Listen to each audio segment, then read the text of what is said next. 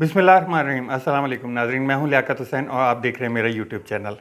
तो ये ख़बरें तो आप तक पहुंच ही गई होंगी कि इमरान खान साहब की जो ज़मानतें हैं दो कोर्टों में। एक तो उनका जो एंटी टेररिस्ट कोर्ट था उसने ज़मानत कैंसिल कर दी थी, और दूसरा जो बैंकिंग कोर्ट था जिसमें उनका फ़ॉरेन फंडिंग केस था वो चल रहा था, वहाँ से भी ज़मानत कैंसिल हो गई।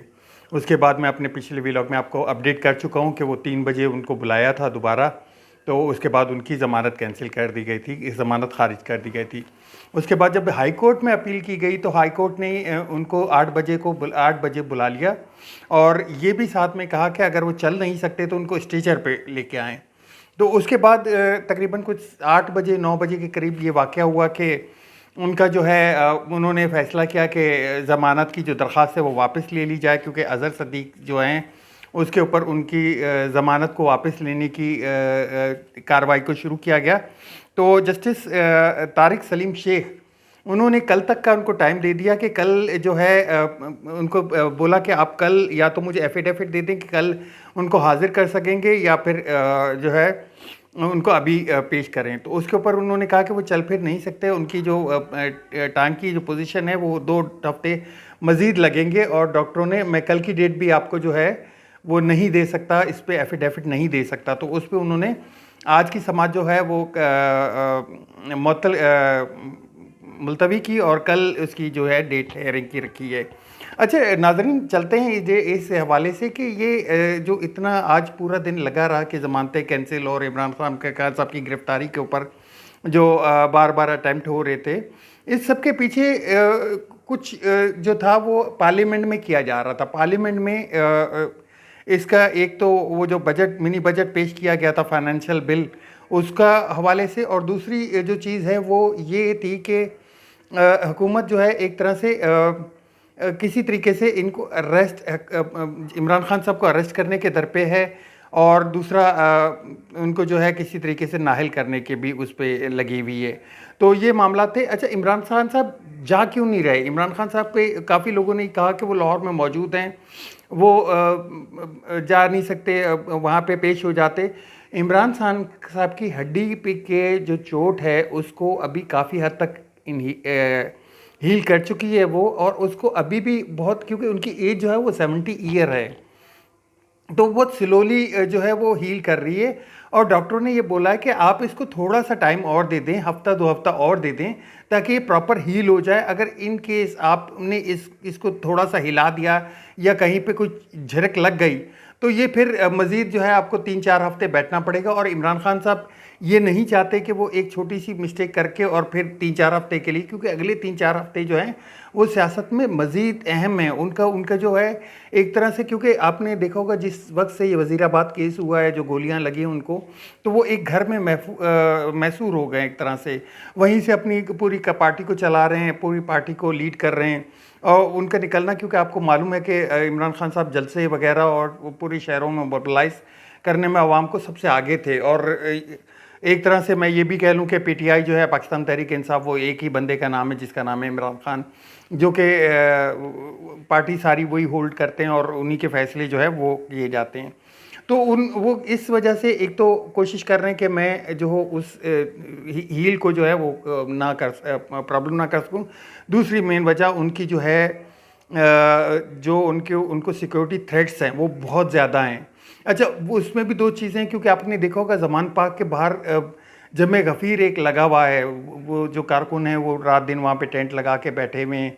तो उसमें पीटीआई के कारकुन भी हैं, हो सकता है कोई अल्लाह ना करे कि कोई और भी हो, तो वो इस एक तो इस चीज़ से बचना चाह रहे हैं। तीसरा जो है वो एक तरह से कह लें कि सब लोग इमरान खान साहब को यही कहते हैं कि इमरान खान साहब आप अपनी तो आपकी तो है ही थ्रेट, लेकिन आपकी वजह से कि कोई जानी नुकसान मज़ीद ना हो सके, तो उस पे भी उनका एक तरह से वो मोटिवेट हैं कि इस इजाफ़ी जो है ना, इससे बचा जाए, इस इजाफ़ी रिस्क ना लिया जाए।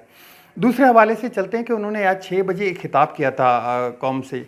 अच्छा, खिताब कुछ इस तरह से था, मुझे कुछ ऐसा लगा कि वो थोड़ा सा अधूरा था। सारी बातें वही थी जो रिपीट की गई थी कि जी मुझे तो अदालत में बुलाया जा रहा है, और वो जिनको जो बाहर से इजाफी एक ज़मानती उसको क्या कहते हैं कि सिक्योरिटी बेल लेके आ जाते थे और पाकिस्तान में उतरते थे, दूसरे दिन अदालत में पेश होते थे, कमर का बहाना कर देते थे, उनको तो बड़ी आराम से मिल जाती थी। और हमारी ज़रा सी तनकीद करने पे हमारे पे तो एफआईआर कट जाती है। आज भी एक उनके ऊपर एफआईआर हुई है, उसकी थोड़ा मतन मेरे पास अभी मौजूद नहीं है, लेकिन मैं उस पर ज़रूर कल डिस्कस करूँगा या इसके बाद वाले व्लॉग में ज़रूर करूँगा।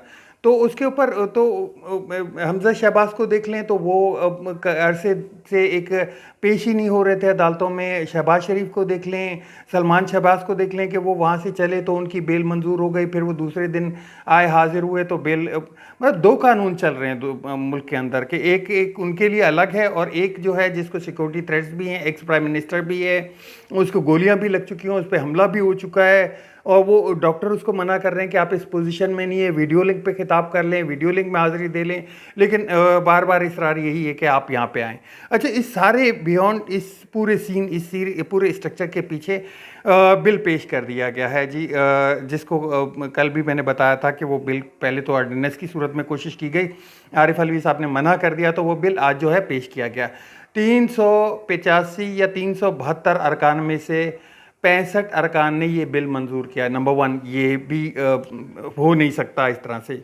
अच्छा, एक फिक्टिशियस सी जो बनी हुई वो जो अपोजिशन लीडर है, वो उनकी ड्रामाई एक जो ड्रामाबाजी की गई वो भी दुनिया के सामने देखने में आई कि जी उन्हीं लोगों ने कि 150 रुपये पे 140 रुपये पे पेट्रोल पे वो लोग जो है लुटे बने थे, आज जो है 272 रुपये पे पेट्रोल पहुंच चुका है और उनको कोई प्रॉब्लम ही नहीं है, वो भी देखी लोगों ने।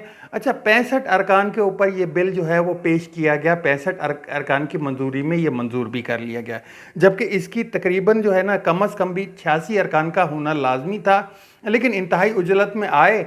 और जैसे एक तरह से वो राजा साहब आते हैं, सायरा बानो हैं जेडीए की एक एमएनए, उन्होंने बोला कि राजा साहब आए और ऐसे जैसे बमबारी करके चले गए हों, टैक्सीज के बम गिरा के चले गए हों, इंतहाई जल्दबाजी में, इंतहाई गंदे तरीके से।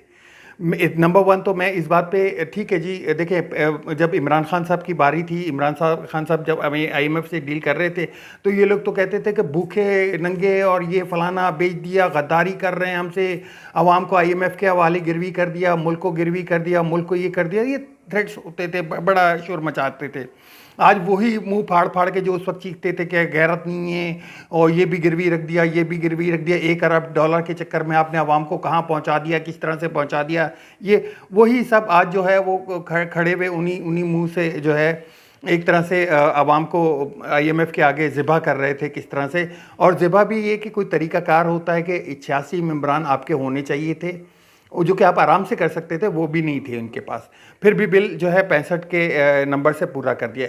हाँ, सेनेट में जब ये बिल गया तो सेनेट में अच्छी खासी, क्योंकि PTI की वहाँ पे तादाद मौजूद है, वहाँ पे बिल एहतजाज भी किया गया, एहतजाज रिकॉर्ड भी किया गया और बड़े एक तरह से मौसर जिस तरह से कहा जाता है कि उसको अंदाज में हैंडल किया गया। अब देखते हैं कि इस पर शब्बर ज़ैदी साहब का एक बड़ा अहम जो है वो उनका एक नुक्ता आया।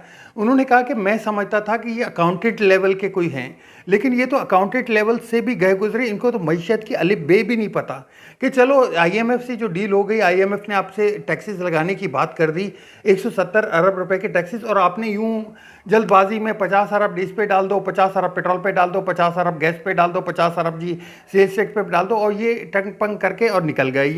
ये तो उन्होंने साफ अल्फाजों में कहा कि ये दुकानदार लेवल के जो है अकाउंटेंट भी नहीं है। मईशत, आपने अगर टैक्सेस लगाने ही हैं तो आप कम अज़ कम अमीरों पे टैक्स लगाएं। सेल्स टैक्स पे आपने जो सेल्स टैक्स लगाया आपने, चले लग्जरी पे 25% लगा दिया, और जो दूसरा सेल्स टैक्स है वो 1% बढ़ाकर 17 से 18% कर दिया। सेल्स टैक्स लगाने से आपकी हर चीज़ महंगी हो गई, और हर चीज़ में मुकाबला क्या है कि गुरबा जो गरीब लोग हैं ना वो उसके ऊपर सारा बोझ पड़ गया। पेट्रोल की जो कीमत बढ़ी है वो आप तो पेट्रोल को हाई लग्जरी समझते होंगे, बाइक में 1 लीटर पेट्रोल डलवाने वाला गरीब ही होता है, उसको कोई वो लग्जरी नहीं होता इतना ज़्यादा। आपने उसके पेट्रोल में 272 रुपये कर दिया। एक नॉर्मली ये लगा लें कि 500 रुपये दिन के कमाने वाला बंदा 272 रुपये का पेट्रोल डलवाए 1 लीटर, और उसमें भी उसका 10 किलोमीटर का सफ़र भी पूरा ना हो, 20 किलोमीटर का सफ़र भी पूरा ना हो। तो ये तो अंधा ही एक तरह से कानून बनाया हुआ इन लोगों ने। उस वक्त तो बड़ा मुंह फाड़ फाड़ के ये लोग बोलते थे कि निकम्मे, नकारा। मैं आज यकीन करें कि लोगों ने झोलियाँ उठा उठा के इनको बद्दुआएं दी हैं, झोलियाँ उठा उठा के बद्दुआएं दी हैं। जो कहते थे ना डॉलर आएगा, डॉलर गिरेगा, जो इनके हमायती थे उनके लिए मैंने देखा है लोगों को। मैंने आप अंदाज़ा नहीं कर सकते कि जो इस वक्त मिडिल तबका, मिडिल से गिर के वो गुर्बत की लकीर से भी नीचे चला गया, वो आम जो बेसिक नीड है लोगों की, आपने उनको महंगा कर दिया बनिस्बत इस पे कि आप अमीरों पे टैक्स लगाते, अमीरों को इसमें इंडस्ट्रियलिस्ट को फंसाते। गैस का जो टैरिफ दिया गया उसमें भी इंडस्ट्री के ऊपर 26% बढ़ाया गया। गरीब जो सार्फिन है, जो नॉर्मल सार्फिन है, उसके ऊपर भी उन्होंने एक वो टैरिफ के 2 हिस्से बना दिए। 105% गैस पे बढ़ा दिया आपने। गरीब आम सार्फिन है ना, आम सार्फिन कितना शोर करेगा। जो 1 यूनिट पे 100 रुपये बढ़ गया गैस पे, पेट्रोल पे वो भी बढ़ गया। डीजल कौन यूज़ करता है? डीजल गरीब जो बसें हैं, ट्रक हैं, उन पे बोझ पड़ेगा। डीजल की मद में 16 रुपये का इजाफा हो चुका है। तो ये सब एक तरह से इन पे कुल्हाड़ी चला दी गई आपने। और जो जिस तरह से पेश किया गया वो तो इंतहाई भोंडा तरीका था कि बिल पड़ा। ये यकीन करें कि इनके चेहरे पे ज़रा अफसोस नहीं था कि हम कर क्या रहे हैं, क्योंकि आप लोग तो शर्फिया हो ना, आप लोगों को तो कोई मसला ही नहीं है।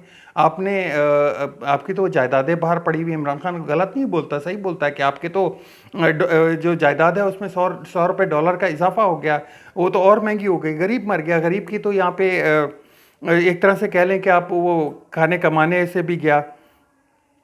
खैर जी, आगे चलते हैं जी। IMF के आगे एक तरह से इन्होंने गुलामी कर ली है, और गुलामी करनी ही थी तो कोई तरीके से कर लेते, इस तरह से तो नहीं करनी थी। इस तरह से तो आवाम को जो है वो ज़िबा किया एक तरह से। लाहौर हाई कोर्ट का जो ज़मानत का केस था, वो इमरान खान साहब ने ज़मानत वापस ले ली, वो तो मैं आपको बता भी चुका हूँ। तीसरे हवाले से चलते हैं कि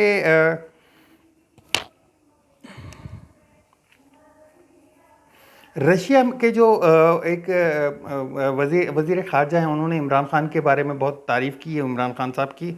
और इमरान खान साहब के ऊपर उन्होंने कहा कि बड़ा मर्दानगी से उन्होंने फ़ैसला किया। वो जब एक दफ़ा प्रोग्राम बना चुके थे तो उसके बाद अमेरिका के मना करने के बावजूद भी वो नहीं रुके, और उन्होंने ये जो विज़िट था रशिया का वो किया। और हम इमरान खान को बड़े कदर की निगाह से देखते हैं, और बहुत मर्दानगी का मुजाहरा किया कि उन्होंने अपना ट्रिप कैंसिल नहीं किया।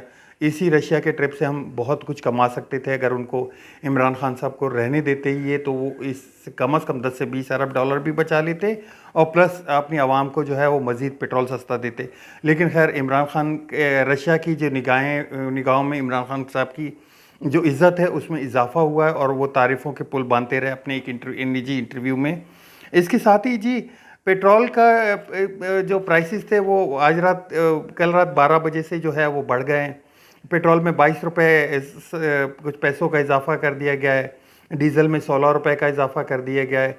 ये हम देख रहे थे, और ये इस पे बहुत आवाम लंबी लंबी लाइनें लगा के खड़े हुए थे कल रात। तो ये एक है।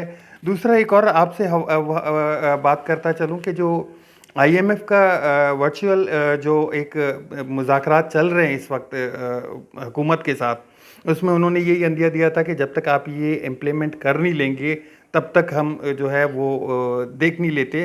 तो स्टाफ लेवल की जो मुज़ाकरात हैं वो दोबारा शुरू होंगे। तो आज वो मुज़ाकरात दोबारा शुरू होंगे, क्योंकि कल इन्होंने जो काफ़ी इम्प्लीमेंट है वो तो कर दी हैं। अब देखते हैं कि आज वो मुज़ाकरात में क्या होता है, और मैं नेक्स्ट व्लॉग में आपको ये भी अपडेट कर दूंगा। तीसरा एक चलते हैं जी, एक कॉफ़ी का एक जो चेन है वो लाहौर में खुली है, टिम हार्टन्स के नाम से। उसने अपने तमाम रिकॉर्ड तोड़ दिए। पहले दिन 18 फरवरी को जब ये खुला था वहाँ पे लाहौर के एक माल रोड में, पहले दिन लोगों को देखा गया कि वो लाइनों में लग के कॉफ़ी पी रहे थे। एक कप जो है उसका 900 रुपये का कप है एक अंदाजे के मुताबिक। तो लोग लाइनों में लग के उसके कॉफ़ी पी रहे थे, और कॉफ़ी पीने के सारे रिकॉर्ड टूट गए।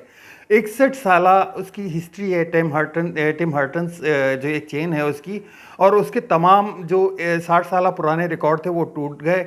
कि वहाँ पे लोगों ने इतनी मिकदार में कॉफ़ी पी। पहले दिन ओपनिंग डे में लोग लाइन में लगे हुए थे। मुल्क में एक तरह से देखा जाए तो दो निसाब हैं या दो वो हैं। एक तरफ तो अशारफिया हैं जो एक लाइन में लग के कॉफ़ी पी रहे हैं, 900 रुपये का कप कॉफ़ी का।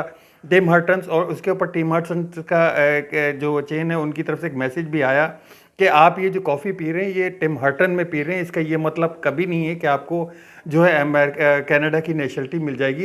ये जो लाइन उन्होंने देखी और जो 61 साल उनका रिकॉर्ड टूटा है वो। दूसरी तरफ देखा जाए तो एक इसी यही पाकिस्तानी हैं जो दूसरी लाइन में लग के एक ट्रक से जो है वो आटा ले रहे हैं, जो बेसिक नीड है उनकी। तो वो आटे की लाइनें लगी हुई हैं, आटे के पीछे ख्वार हो रहे हैं, आटे के ट्रकों के पीछे भाग रहे हैं, और एक तरफ टिम हर्टन की जो लाइनें हैं वो आपको दिख रही हैं।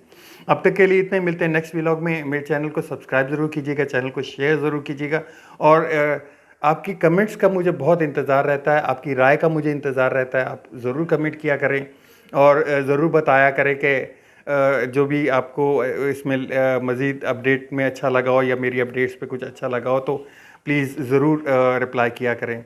अल्लाह हाफ़िज़। पाकिस्तान ज़िंदाबाद।